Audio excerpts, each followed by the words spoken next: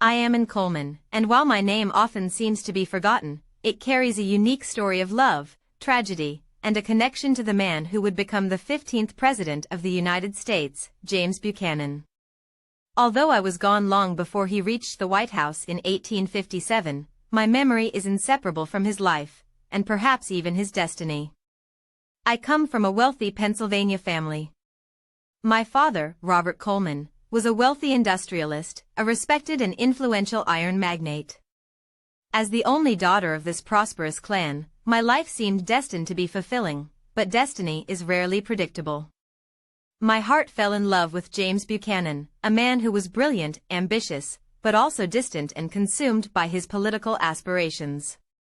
We were young, in love, and engaged to be married. But it wasn't all rosy.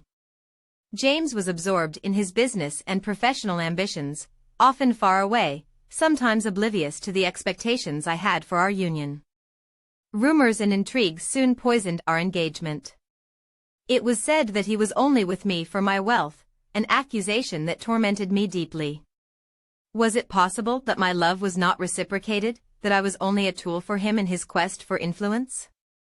This period of doubt and torment marked the end of my commitment to him.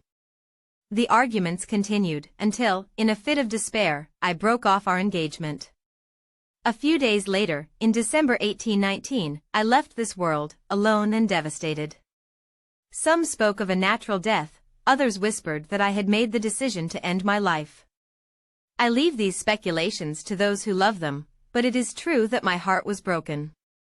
After my death, James was inconsolable. He never sought to marry after me, saying that he loved me deeply and that no one could replace me.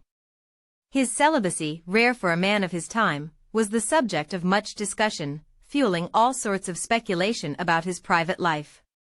Some would say that he has remained faithful to my memory.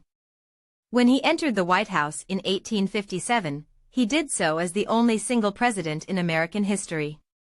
I sometimes wonder if the ghosts of his past, my ghosts, still followed him at that time. Perhaps, in the midst of the crises that threatened to engulf the country, he reflected on what we could have been together, had he made different choices. James was a controversial president, criticized for his handling of the tensions that would lead to the American Civil War. I can't pretend to fully understand the decisions he made at that time, but I know he was still a man consumed by regret. My absence left a void in his life, just as his distance had driven a wedge between us when I was still here. Today, James Buchanan is remembered as a president of questionable judgment, but my story, our story, resonates like a distant echo in his biography. I am in Coleman, a woman forgotten by the history books, but a soul who left a lasting mark on a man's heart and, perhaps, a small part of American history.